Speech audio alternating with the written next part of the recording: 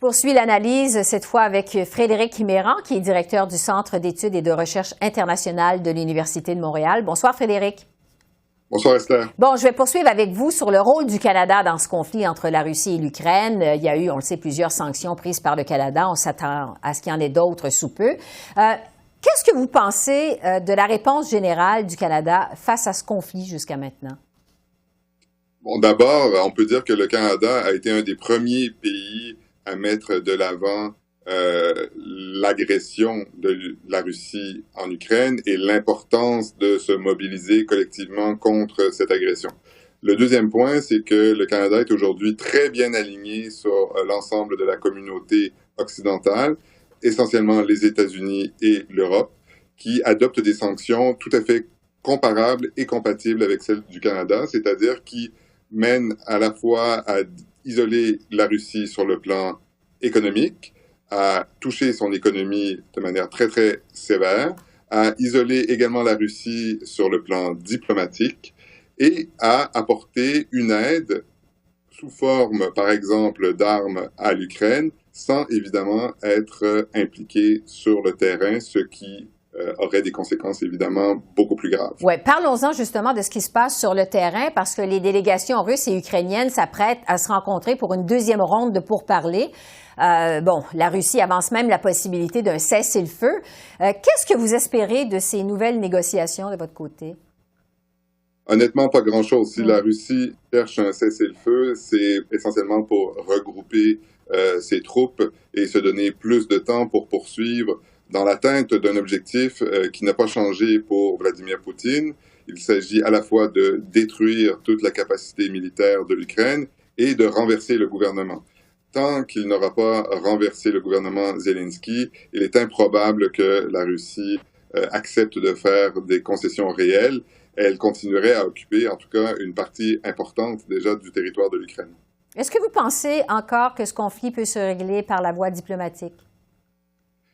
Je pense que la page de la diplomatie en ce moment est tournée. L'Europe, les États-Unis, le Canada sont dans une logique essentiellement d'isolement de la Russie. Probablement que deux endroits vont permettre de faire évoluer la situation. D'abord, les forces armées russes en Ukraine vont-elles réussir rapidement à prendre Kiev et une partie importante du territoire de l'Ukraine, ou vont-elles s'enliser? Ça changerait les choses. Et évidemment, on va être attentif à ce qui se passe en Russie, puisque le gouvernement de Poutine ne semble pas jouir de l'appui populaire ou de la liesse auquel il s'attendait. Il y a de la contestation dans la rue, mais également au sein des élites russes. Et donc, peut-être que ça pourrait influer sur la position de Vladimir Poutine. Mais de manière générale, à l'heure actuelle, je pense qu'il y a matière à être perplexe quant aux chances de la diplomatie. Oui. Parlons maintenant des conséquences de ce conflit sur le Canada. Bon, on le disait, le Canada qui a emboîté le pas aux sanctions internationales contre la Russie. Des sanctions qui, il faut le dire, sont d'une sévérité quand même sans précédent. Quel impact ce conflit pourrait avoir sur le Canada, je dirais, à moyen et à plus long terme?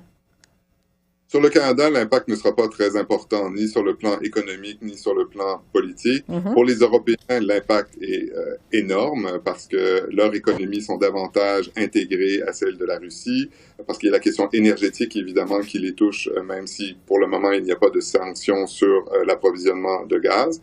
Donc, pour le Canada, on peut dire qu'on est dans une position où on n'a pas à beaucoup souffrir d'être exigeant dans notre politique de sanctions. Ce sont les Européens, pour l'instant, qui jouent le rôle déterminant. J'ajouterai un autre point. Aujourd'hui, l'Assemblée générale des Nations unies a adopté une résolution non, évidemment, contraignante qui condamne la Russie. Et ce qui est intéressant de voir, c'est qu'il n'y a que 4 États dans le monde qui ont soutenu la Russie. Il y a beaucoup d'abstention. Mais il y a un front très large qui va de l'Amérique du Nord, de l'Amérique du Sud, de l'Europe et d'une partie de l'océan Pacifique pour condamner l'action de la Russie. Le Canada fait partie de cette très large coalition. Oui, la Chine qui s'est abstenue notamment de voter, on vient d'en parler avec l'ambassadeur du Canada à l'ONU, M. Ray. Je veux vous entendre, Frédéric, sur le rôle de l'OTAN dans tout ça. L'Ukraine demande maintenant à l'OTAN d'établir une interdiction de vol au-dessus du ciel ukrainien. Ça semble très délicat. Est-ce que ça vous semble réaliste? Quels pourraient être les impacts possibles de ça? Ce serait très grave. Quand on parle de zone d'interdiction en Ukraine. Et il ne faut pas confondre ça avec l'idée d'empêcher les avions civils russes de voler sur le territoire européen ou canadien. Ça, c'est acquis, c'est une sanction importante, mais ce n'est pas de même nature que l'interdiction de vol des avions de chasse russes sur les territoires ukrainiens, parce que ce que ça voudrait dire, c'est que ça mettrait en conflit direct des forces de l'OTAN et des forces russes. Et là, on est dans une situation de guerre, donc je pense que c'est ce qu'il faut absolument éviter à ce stade-ci. Il faut également éviter de possibles accidents qui mettraient en opposition des forces de l'OTAN et des forces russes. Est-ce qu'il y a un moment où l'OTAN pourrait dire « assez, c'est assez, on va s'impliquer directement dans un affrontement militaire avec la Russie ». Est-ce qu'il y a une limite à ne pas franchir pour l'OTAN? Oui, mais c'est celle que vous venez de décrire. Même si l'Ukraine est clairement un pays qui est agressé par son voisin et a le droit international pour lui, même si les sanctions qui sont adoptées jusqu'à maintenant à l'endroit de la Russie sont très importantes, vont probablement s'accentuer, il ne faut pas oublier que la Russie, c'est une puissance nucléaire. Ouais. Et que le président Poutine lui-même a ouvert la possibilité d'utiliser l'arme nucléaire. Et donc, c'est un scénario qu'on ne peut pas imaginer. Oui, parce que, bon, il y a plusieurs personnes qui s'interrogent sur l'état de santé mentale de Vladimir Poutine. Qu'est-ce que vous en pensez, justement, de cette menace nucléaire de la Russie? Écoutez, je ne connais pas Vladimir Poutine, mais c'est sûr qu'en ce moment, ils veulent dissuader, intimider essentiellement le reste du monde de se mêler de l'affaire ukrainienne. Il y a eu beaucoup d'accusations qui ont été lancées dans toutes les directions. Évidemment, la menace d'utiliser l'arme nucléaire, c'est surtout pour faire peur.